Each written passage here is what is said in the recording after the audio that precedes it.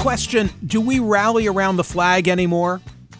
I'm wondering that, and I'm looking at a lot of research that was compiled by the Times of London. I've posted it on the website at Smerconish.com. I can't help you with the paywall, but hopefully you'll be able to access certain aspects of the story.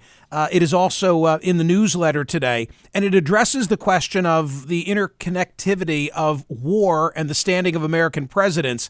And by reading it at the Times, I came upon my next guest, Douglas Kriner, who is the Clinton Rossiter Professor in American Institutions in the Department of Government at Cornell University. Professor Kriner's most recent book is The Myth of the Imperial Presidency, How Public Opinion Checks the Unilateral Executive. And he's here to address that subject with me now. Professor, when you go back in, I'll say modern American history, which I define as Carter v. Reagan forward, it seems like it's a mixed record, right? In some circumstances, when there's international strife, an American president has benefited. I think of, for example, Bush 1, Papa Bush, Bush 41 in the first Gulf War. He had astounding approval numbers. I guess at the other end of that spectrum, I think of Jimmy Carter and the failed attempt at rescuing the Iranian hostages. So I'm not sure what the lesson is, nor how I can apply those lessons of history to Joe Biden. What are your initial thoughts? Yeah, so we do, even today, rally around the flag in certain contexts when the United States is involved in a foreign crisis. And even some of the biggest rallies that you mentioned after the Persian Gulf War in 1991, a big American victory, the nation came together, and a year later, President Bush was defeated for re-election. So a lot of it depends on how other political elites respond. And so to the extent that President Biden is able to keep his party coalition behind him, but also to court Republican support, that will determine whether or not he gets a rally or any rally. And some of the divisions that we've seen, he's getting important support from some parts, but opposition from others, with people openly questioning, why should America care? And that's going to be awfully hard for the president to sort of navigate this push-pull dynamic that really is a no-win situation. Right. And we have this heightened level of polarization. I mean, where the parties in some respects have switched jerseys. It used to be that the Republicans were the Hawks. Now it's a little less so.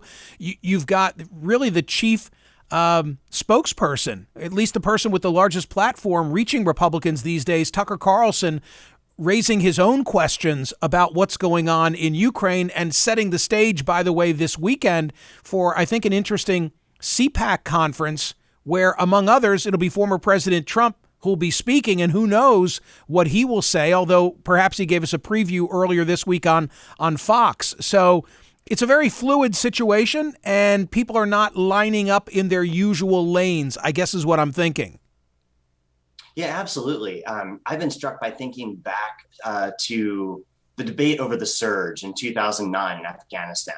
And Republicans were pretty solidly behind the surge in Afghanistan, if anything, saying President Obama needs to make a more forceful and quicker decision to escalate even more. And it was Democrats who sort of were split, with the dovish wing of the party questioning whether or not we should be doing this when we're trying to do all sorts of things at home and respond to expand healthcare and respond to the financial crisis, and some sort of committed to the war on terror. But now you fast forward, and it's the Democratic Party that sort of seems to be mostly behind the president's message, and the Republican Party being in two dramatically different camps. So it is a real significant reversal in less than 15 years. Tell me about this research. With Francis Shen of Minnesota University, your paper was called Battlefield Casualties and Ballot Box Defeat.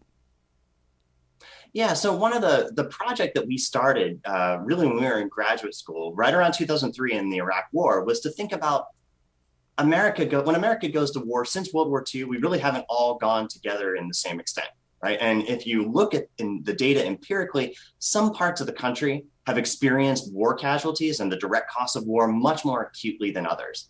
And so we wanted to look at what are the political implications of this, the type of community I come from, whether I've really seen my friends, neighbors, kids serve and die in war, and whether I haven't. And we found, different things in terms of how it affected opinion and voting behavior. Moving more into modern history, in 2006, we saw communities that had suffered some of the highest casualty rates in Iraq and Afghanistan start to abandon the Republican Party. And it was pretty important for the Democratic surge in 2006 that returned Democratic majorities to control of both the House and the Senate. Fast forward to 2016, and President Trump, as candidate Trump, ran on a really iconoclastic foreign policy platform.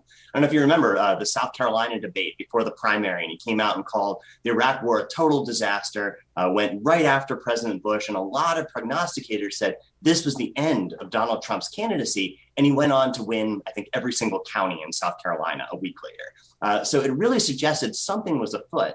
And in the paper that you referenced, we looked at how did places that had suffered the highest casualty rates in Iraq and Afghanistan, how did they change from 2012, the Romney-Obama matchup, to 2016, Trump-Clinton? And we saw pretty significant shifts in these places, in particular, controlling for everything else, towards Trump.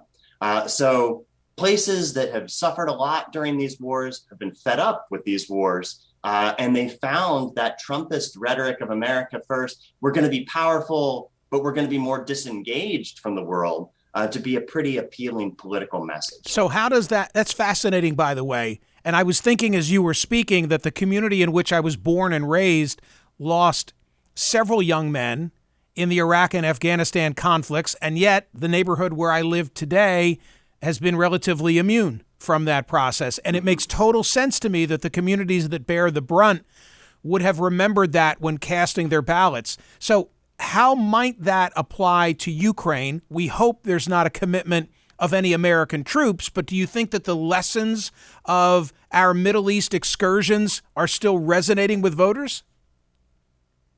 Yeah, I think that it helps explain some of the reticence that you see evidence of in the public opinion polling. And we need to get more data on that. As more evidence comes in, we can get better senses. But I think there is no appetite whatsoever, of course, for any sort of direct American military response here.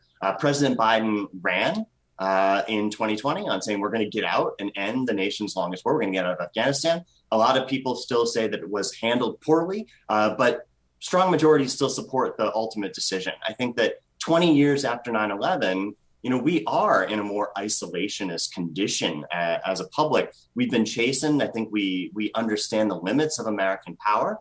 And yet we also still want the president to do something about everything, as we've sort of had since the end of World War II.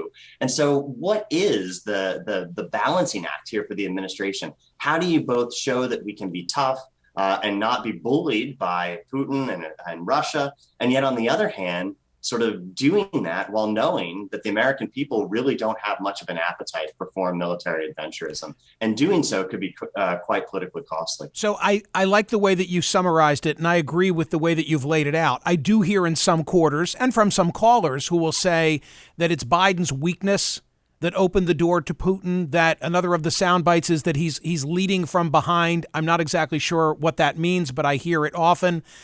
I guess the answer is it's too soon to tell what the domestic political ramifications of this might be. If we look just back in the last several cycles, do you see any analogous situation? Is there anything going back from Reagan forward or even Carter forward that you see this align with? Yeah, normally we would say that foreign policy doesn't have much effect in elections, particularly midterm elections. I think 2006 is a great example of the counter to that narrative, and when we can really see strong evidence that it does matter. And so here, the question is, if American boots aren't really on the ground and you don't see America directly tied to this intervention and really paying direct costs in that way, then I think its electoral import will be relatively minimal. Of course, you're going to have people sniping at Biden as being weak and the rest, and there's going to always be criticism in that way. But I just don't think that it's going to be very highly salient in most Americans' minds. I think even now, when you look back at the withdrawal from Afghanistan, even if people say, oh, the president handled it poorly, if we really got at a measure of what is going to be the most important thing driving their vote choice, I think it would be relatively small. Instead, what we're seeing is the product of polarization, as you mentioned before, and just sort of these knee-jerk reactions we have to whether it's our person or whether it's one of the other team. But if we get too intimately involved and this becomes much more of an American problem, those are the conditions under which foreign policy can be much more salient in the midterm elections. And given the nature of the thorny political problem he faces here, it doesn't seem like there's much of a win. I'm curious. I mean, I talk about Trump only because as of today, he's the presumptive front runner for 2024. There are a lot of intangibles in that, but I'm very curious to see what he's going to say this weekend, given the compliments that he offered to Putin in the last couple of days before the invasion began. I mean, is he still going to toe that line? And something else, Professor, this process, this invasion and the coverage of it has made me reflect on that Ukraine telephone call, the phone call where for which Trump was impeached in the first go round, where he was trying to get Zelensky to investigate Hunter and Joe Biden before releasing the $400 million that had been earmarked by Congress. And I wonder if I'm alone in now watching Zelensky scrutinizing his speeches and his conduct and saying, oh my gosh, like this is the guy that Trump was holding up for the $400 million until he got what he wanted. Of course, the money did then flow, but it brings that back into a spotlight of sorts, at least for me. You get the final word. What did you most want to leave us with? Well, on your question about what former President Trump's reaction will be, I do think it's a fascinating question, right? On the one hand, this is a really shrewd political operator who senses, sometimes even before a lot of other folks, reads the room, what direction political winds are blowing. Yep. Witness his America First foreign policy. People said he was done, and it really resonated with a lot of even Republican voters. So I think he's got a pretty good thumb on the pulse of Republican voters.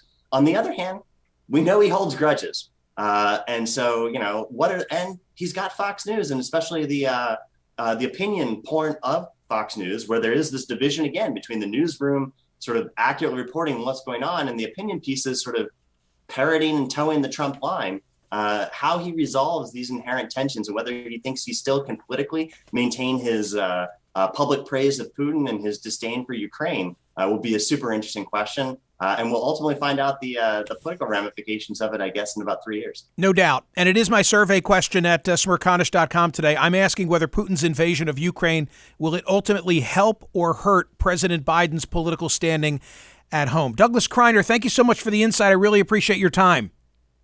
Thanks so much for having me. Let's go back to the phone lines on that question, okay? The domestic political ramifications.